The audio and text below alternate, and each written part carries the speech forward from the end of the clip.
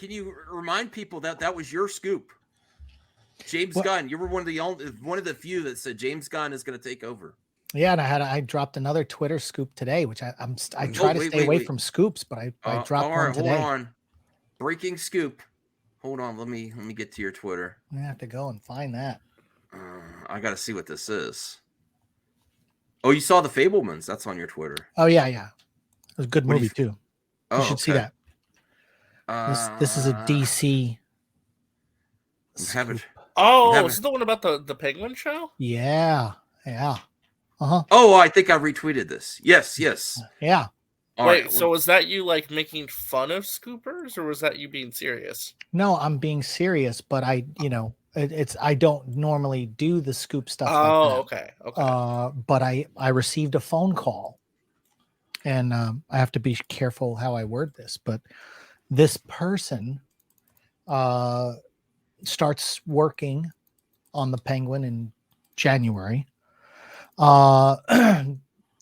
Their position is up there, and they said, hey, it's $300 million budget, and they're gonna build out all the villains on HBO Max and spin them off into the movies with Pattinson. This way they don't have to waste time in the movie They don't waste time to explain on origin stories. And then it makes people go subscribe to HBO Max in order to I was going to mention, Shaun, watch that stuff.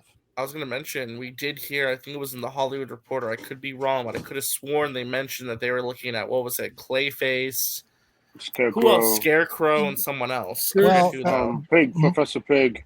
Professor Pig, thank you. Well, there's a rumor, I don't think it's true, that let's not finish here. I don't think it's true that Hush might be the villain in the second movie. I could see Hush. I will say that everyone's kind of gotten on that thread and been like 300 million. What? But what people forget is individual states, they're shooting this in New York. Yeah, it's expensive to shoot it. Yeah, it is, but they also offer a 25% transferable tax credit, so they're going to get 75 million New York. back. Off the production. That's great. Off the production. So when you hear that number 300 million and you start going, what? That's insane. Take 75 million off that.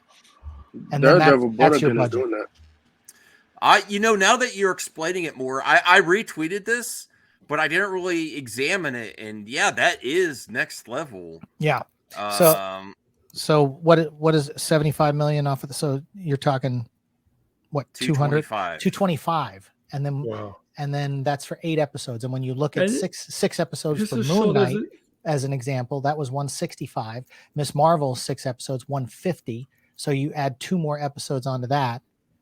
And then I'm also hearing it could be parts of another show, multiple shows. But we'll see how that shakes out. Ooh. I wasn't confident enough in the conversation to report that. But I'm just telling you that this person, I even made notes so that I didn't say like a gender, because I don't want to get this person in trouble.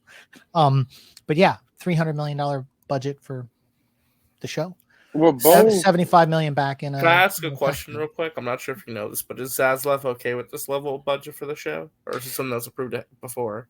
Well, this seems like, and again, like almost all shows, like North Carolina, the Amazon Studios show I just worked at, we have a 25% tax rebate.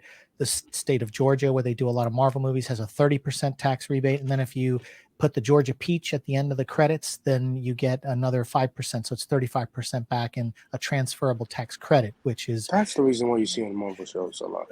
Yeah. And so the math works when you look at the state's incentive to go film there.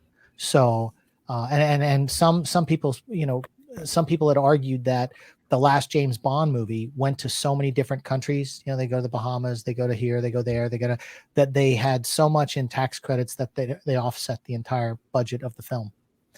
And that could absolutely happen if you do it right, especially when you've got global films. And this last Indiana Jones film was all over the place too. Greece, they were in Morocco. And all these countries give incentives for you to film there. So don't be scared at the $300 million budget number because it's really 225 spread out over 8 episodes. It's totally plausible that that's going to be. Oh yeah, the most MCU shows were 6. This is 8, and it's got that $75 million tax credit. Protoss X, are you really? I love you, Protoss X, but are you really upset that a company is spending a big budget on a project? I'm like, that gets me excited. Well, I was going to mention too, just real quick. Here's the thing. Oh, sorry, Aaron, go ahead. I'm just saying, people in the chat, you have to understand, TV shows just have biggest budget as movies now. Now this is even bigger than movies. Mm-hmm. Okay. Well, I was going to say is that, I think when it comes to certain spin-off shows, they want them to feel as cinematic and movie level as possible. So they want it to feel like it's like seamless. Like you're not noticing a major downgrade from the movie to the show, right? We're seeing that across. That's what they're trying to do with the Marvel shows as well.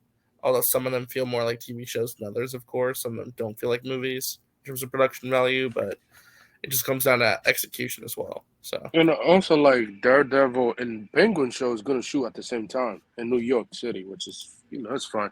God, can you imagine how much the budget's going to be for Daredevil Born Again? Yeah, but I think Daredevil's going longer. That's going to cost 18 episodes for Daredevil. That's a lot of money. That's a lot. No, but I think their shooting schedule is longer than they're shooting. I think it's going from September, January to August. I think Daredevil's longer.